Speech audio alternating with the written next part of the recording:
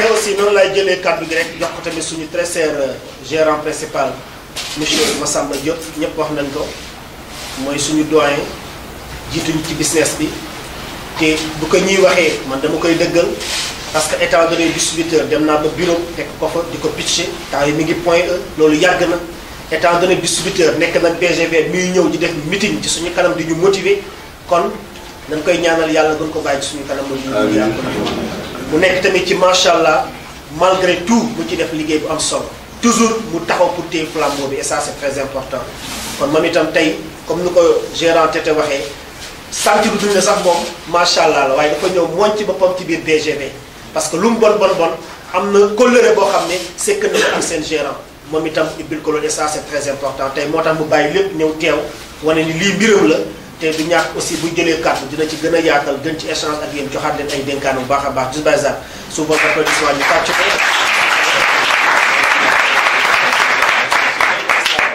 J'espère bien que vous êtes en forme. Ana retraité yi nañ génn salle. Ah? Vous êtes en forme? Bazar. Voilà donc kenn ku nekk maa ngi lay nuyu ci sa tur ak sa sant. njëkk nuyu bi ci seen gérant principal en l'occurrence notre cher gérant principal Tete Amadou Ba nekk en même temps le président de SMD Sen Martin Distribution di nuyu notre collègue notre ami Cheikh Tidiane Diallo gérant de DDM membre de Sen Martin Distribution monsieur Aliou Dabo n'est-ce pas gérant de FGV en même temps membre de SMD di nuyu notre coach monsieur Cissé Jean-Paul Ndiaye maa ngi lay nuyu di rafetlu sa liggéey Yvette de même kenn ku ci nekk maa ngi lay nuyu di la tatagal fàttewuma aussi seen gérant yi ñaaw yi nga xam ni franchement parler ay références lañu ñoom ñëpp yàlla dafa def samay loxo la ñu màggee ci business bi ñu am ay jaar-jaar yoo xam ni ku dul ndaanaan doo fa jaar jaar-jaar yu metti yu tar mais toujours dañu continuer sàmm seen ngor sàmm seen dignité gëm ni un jour viendra dana ma sa baax loolu moo leen tey may tey ñu nekk ay responsable dans la société taabal bii jombu leen ëllëg war ngeen fi mën a toog ci kaw ngeen gëm seen bopp ci kaw ngeen am vision ak patience ñi fi toog ñëpp c'est parce que démb dañoo amoon gis bu soore ci business bi amu ci woon gis-gisu tey mais gis-gisu ëllëg lañ ci amoon yàlla dafa def ma nekk un doyen dans ce business parce que ñi ci njëkk a intégré au Sénégal j'en fais partie mu am ñu gëmoon am ñu gëmul woon ñi gëmul woon prendre la porte ñun ñu gëmoon téye ci mu dëgër di jóg ak di daanu nag lu nekk ñu daj ko lu nekk ñu gis ko lu nekk ñu dégg ko mais ñu téye ci rek yàlla def bi ma nekkee distributeur nekk leader nekk assistant yàlla jàppale ma nekk gérant bi ma nekkee gérant Jonathan Black ni ma monsieur Diop tu vas faire le tour des bureaux pour faire des meetings man nga amul benn problème fekk temps yooyu sama tur bi fu nekk siiwal na ko ci bureau yi fu mu masaan def di meeting Diop le maire rek la daan wax Diop le maire l'exemple de Diop le maire sur la positivité sur la production et cetera et cetera meeting yi bureau yi réclamaient que la présence de monsieur Diop dans les bureaux bureau bi ma njëkk a defee meeting c'était le bureau de rue dus Cosaan ci fait dënd ak Cosaan ñi yàgg ci business bi xam nañ business le bureau boobu. d'accord fii la ñu rek foofu la ñu formé seen gérant principal bi. d'accord. ah c'était le bureau de Takeover c'est-à-dire tenir le monde. très bien ba ma fa demee di def meeting meeting moom mi ngi taxawoon en tant que leader di déglu ba ma génnee daf ko def benn source de motivation comme quoi lui aussi il peut être un gérant mu taxaw nag travailler ci très dur avec beaucoup de rigueur gëm-gëm détermination engagement bu mat sëkk yàlla jàppale ko mu nekk gérant ñu installé seen bureau Liberté 6 Liberté 5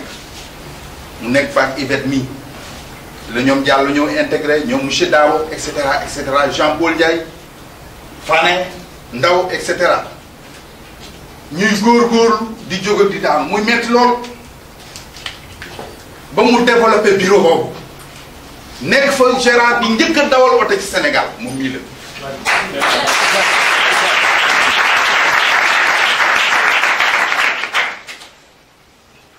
dem naa fa meeting jour ba ma fa njëkkee def meeting fa laa xamante Diallo mi en tant que distributeur mu taxaw di déglu meeting ba mu jógee ci meeting boobu daf ko jox source de motivation xam ni moom it war na mën a nekk un assistant war a mën a nekk un gérant de même que monsieur Dabo comme ni nga ko waxee léegi en tant que distributeur moom ak Dabo mi pitché nañ ba fekk ma sama bureau à la zone B ñëw pitché ma ay produits ma jënd seen produits encouragé leen motiver leen ñu góorgóorlu tey ba yore li ñu yore sant yàlla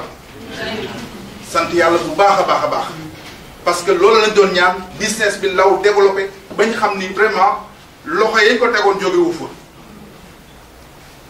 mais am na nu mu doon demee tey bu ñu beesee woon les bras kon business bi tey du yegg si fi mu yegg si mais dañu gëm ni lu mu metti n'est-ce pas war nañ ci mën a am teraanga jàppale suñu rakk ëllëg ñoom ñu am teraanga puso bi nag tey mi ngi seen loxo fexe leen boobu mu réer góorgóor leen ëllëg seen rakk yi di ñëw ngeen jiite leen ba société bi gën a yaatu li mu nekk actuellement.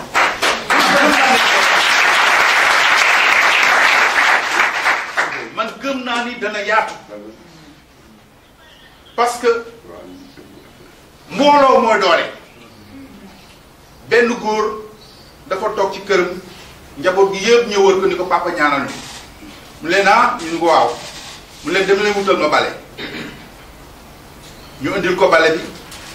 mu seet ki ci gën a ndaw ni ko damal ma bale mu tourné damul mun ko joxal kenn ku nekk mu jox ko bale bi nga tourné ba bëgg a dee mënul fexe ba damm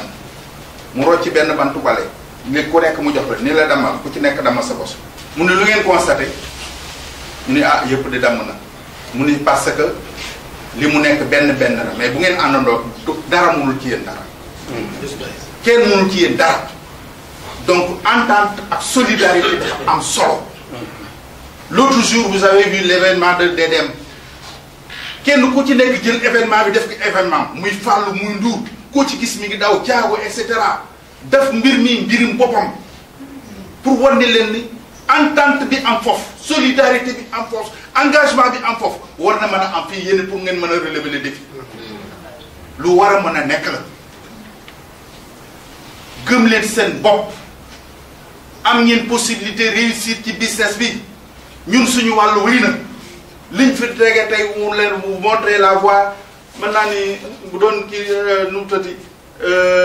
tool la mën naa ni tey set na wecc parce que xam-xam bi doon jame yëpp dindi nañ ko tey li ci des mooy jaar jàll rek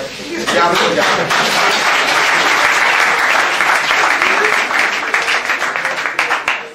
jaar jàll moo fi nekk tey te ku gëm sa bopp bañ a am n'est-ce pas yenn esprit négatif doo dem fenn soyez tout le temps positif parce que business bi demandé wul dara lu dul positivité parfaite dans tous les sens mais nag malheureusement li ñu sonal mooy est-ce que loolu rek moo ñu sonal loolu moo ñu tardé jël leen le mot est-ce que ngeen baare ko def ci un croix te xam ni lii mbirum ñëpp la amul kuy gàddu sac te mënoo ci réussir un incapable du jël mu ko sac di dugg sur le terrain yéen bu ngeen amee tey courage jël seen sac dugg sur le terrain war ngeen mën ni gëm ni demain vous serez des entrepreneurs ça c'est sûr donc encore une fois de plus maa ngi gërëm seen gérant principal te Amadou Ba nit ku ñàkk kañaan bu ñuy wut gor ak garmi boo dajee moom téye ko lépp lu mu bëggal boppam la mu bëggal doomu adam soxorul siisul añaanul kooku bu wootee événement loo war a jàpp war nga ci mën a n'est-ce pas ñëw dugal ci sa loxo participer ci man mi ko xool ba tuddee ko doom xam naa li tax ma tuddee ko doom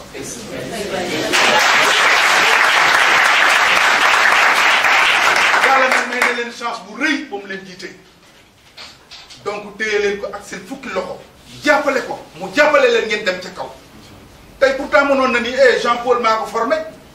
mais tey li gaañ Jean Paul di gagné moom gagné wu ko mais xoolu loolu gëmul loolu pourquoi parce que xam na ni business la ñu def te kenn ku nekk sa chance ku ci nekk la la yàlla wërsëgale li Jean Paul am ëllëg yéen ñii war ngeen mën a am lu ko ëpp lu ko raw